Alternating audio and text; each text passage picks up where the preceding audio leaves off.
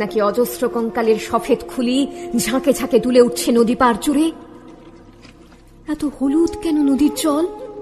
জলে কার ছায়া আজ কালো জন্তুর মতো নড়ে চড়ে?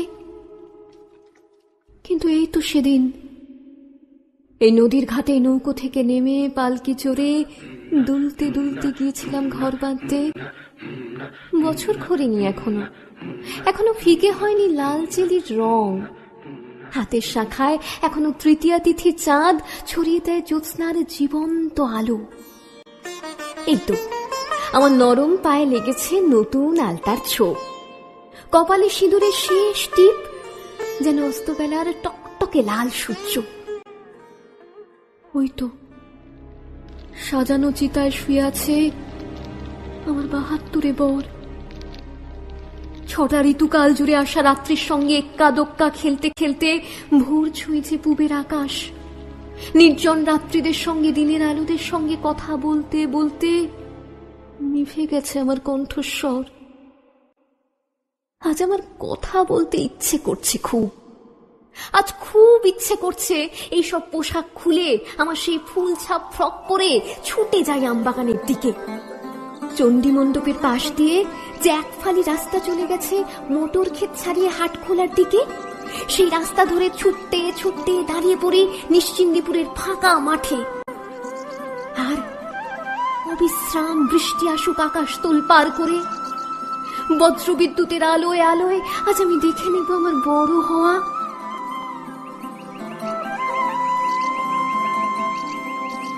রূপকথার রাজপুত্র তো এমন দিনেই কাছে আসে রাজকন্যের।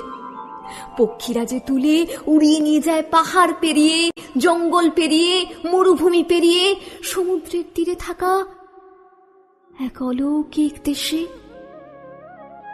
আমি যাব সেই দেশে। আমার রাজপুত্র আসবেই। আমাকে ছেড়ে দাও।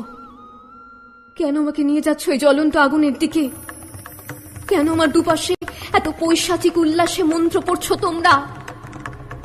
আমি এক বর্ণ বুঝিনি ওই সব উচ্চারণের মানে। আমি চাই না ওই আগুন ছুঁয়ে স্বর্গের ৭ মহলায় অপ্সরীদের গান শুনব।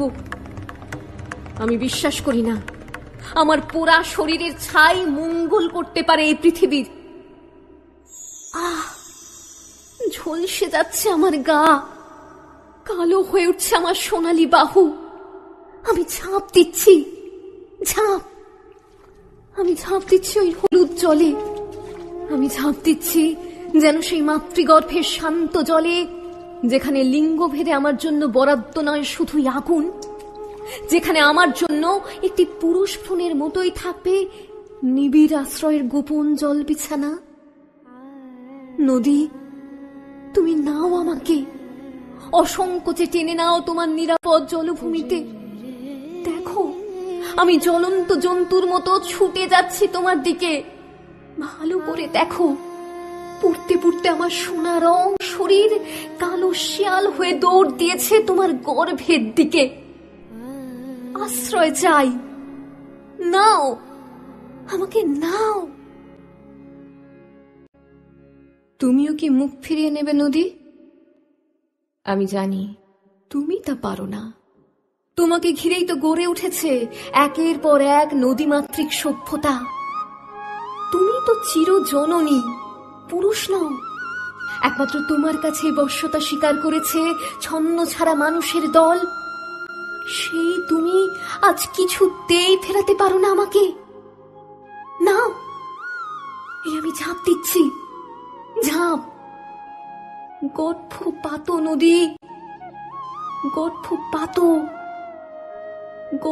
পাতো আজ।